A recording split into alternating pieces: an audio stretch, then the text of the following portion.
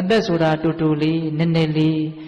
သေချာပေါက်တမလွန်ခရီးကိုသွားရမယ်ဒါလေးပိုင်းနေတဲ့အချိန်ကလေးမှာနှစ်ချက်တိုက်တွန်းတယ်ကောင်းမှုကိုပြုပါမြတ်သောအကျင့်ကိုကျင့်ပါတဲ့ဘိသိက်ပြောကြည့်စမ်းပါဗျာကောင်းမှုကိုပြုပါမြတ်သောအကျင့်ကိုကျင့်ပါဘာကြောင့်ကောင်းမှုကိုပြုပါလို့တလုံးနဲ့မပြောရသလဲဘာကြောင့်မြတ်သောအကျင့်ကိုကျင့်ပါလို့ဒီတစ်ခုတည်းမပြောရသလဲဒါမစဉ်းစားသင့်ဘူးလားစဉ်းစားသင့်တယ်ကောင်းမှုကြတော့တန်တရားတွေနဲ့ချီးပြီးတော့နေရအောင်ပါလေဒါနတွေသီလတွေဘာဝနာတွေပြုမြတ်သောအကျင့်လည်းကျင့်ဝိပဿနာတရားတွေကျင့်နော်နှစ်မျိုးပြောတာနော်ပြည့်စုံအောင်ပြောတာနော်ကတ္တဗံကုတလံကောင်းမှုကိုကတ္တဗံပြုတိုက်ကုန်၏ဗြဟ္မစရိယမြတ်တဲ့အကျင့်ကိုစရိတ္တဗာနေကျင့်သုံးတိုက်ကုန်၏နတ္ထိဇာတတ္တအမရဏံဇာတတ္တမွေးဖွားလာသောတတ္တဝါအမရဏံမသေးဘူးဆိုတာနတ္ထိမရှိနိုင်ဘူးမွေးဖွားလာတဲ့တတ္တဝါမသေးဘူးဆိုတာဘယ်နည်းနဲ့မှမဖြစ်နိုင်ဘူးတဲ့သေချာပေါက်သိမှာပဲတဲ့အင်မတန်ရိုးတဲ့တရားပါတခါကြီးများဟုတ်လားမွေးဖွားလာတဲ့တတ္တဝါသေချာပေါက်သိမယ်တဲ့ဘာဆက်ပြောတော့ဆိုတော့မြတ်စွာဘုရားကရုဏာကြီးကြောင်းအင်မတန်ပေါ်လွင်တယ်ယောဘိခဝေရှိရန်ဇိရတိသောဝတ္တတတအပံဝါဘိညောဘလောက်ဖိအသက်ရှိပါတယ်ပြောတဲ့ချစ်သားတို့အလွန်ဆုံးနေရာမှာတရားပိုနေနေပေါ်တဲ့မြတ်စွာဘုရားလူတွေကဘလောက်ထိအသက်ကိုအပြစ်မတင်တယ်လဲဆိုတော့သေတဲ့အကြောင်းကြားကိုမကြားခြင်းဘူးနော်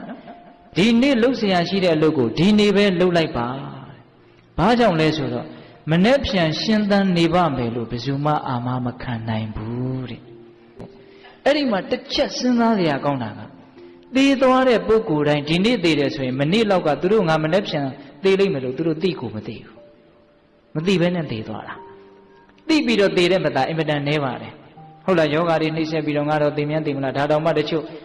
သေလောက်သေးပါဘူးလို့ထင်ပြီးတော့သေသွားတာပဲဟုတ်ရဲ့လားဒါကြောင့်ဒီမှာပြောထားတာမနေ့ဖြန်ရှင်နေပါမယ်လို့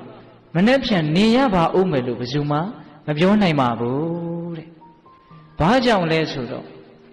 သေတရားအကြောင်းတရားတွေအများကြီးပိုင်ဆိုင်ထားတဲ့ဒီခန္ဓာကြီး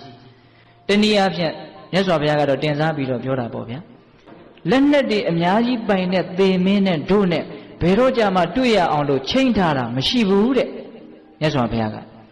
အဲ့တော့ဦးဇင်းတို့နားလည်အောင်ပြောရမယ်သေတရားအကြောင်းတရားတွေအများကြီးကိုရင်ဝယ်ပိုက်ထားတဲ့ဒီခန္ဓာကိုယ်ကြီးဖြစ်နေတဲ့အတွက်ကြောင့်အချိန်မရွေးသိနိုင်တယ်ဟုတ်လားကံစိတ်ဥဒုအာဟာရအကြောင်းတရား၄ပါးဘယ်အကြောင်းပဲချွတ်တဲ့သိနိုင်တာပဲဟုတ်ရဲ့လားသိကြတာကတော့ကံကတဖြည်းဖြည်းနဲ့တောက်ရည်ဦးတွေကရေအမြဲတမ်းတောက်နေတဲ့တောက်ရည်ဦးတွေကရေလို့တစ်ခွက်တောက်လိုက်ရင်တော့တစ်ခွက်စာနဲသွားတာပဲတရက်နေပြီးရင်တော့တရက်စာနဲသွားတာတော့အမှန်ပဲဒါဘယ်လိုမှမငြင်းနိုင်ဘူးမနေ့ပြန်သေးတယ်မသေးဘူးဆိုတဲ့ကိစ္စအသာထားတရက်နေပြီးရင်တော့တရက်နေတရားကံနဲသွားပြီဆိုတာတော့သိကြတယ်အဲ့ဒါလိုနဲ့ခမည်းတော်ကျွတ်တို့ဟာတဖြည်းဖြည်းနဲ့ရှေ့တိုးစရာမရှိတော့ဘဲနဲ့ဂျောင်ပိတ်မိမှာပဲဗျဟင်ပြီးတော့ပြေးနေတာပဲပြေးရင်နဲ့ရှေ့ကဘာဖြစ်လဲနောက်တော့ပြေးမရတဲ့အခြေအနေရောက်သွားမှာပဲပြေးစရာမြေမရှိဟင်ဒါပေမဲ့အကြာကြီးနေရအောင်မလို့ထင်းနေတာလည်းခက်တော့ခက်တယ်နော်အေးဒီမှာမြတ်စွာဘုရားဒါလေးကိုပြောတာဒါကြောင့်သေခြင်းတရားကိုနက်သဘောပေါက်ဖို့လိုတယ်ငယ်တယ်ကြီးတယ်မဟုတ်ဘူးဟုတ်လား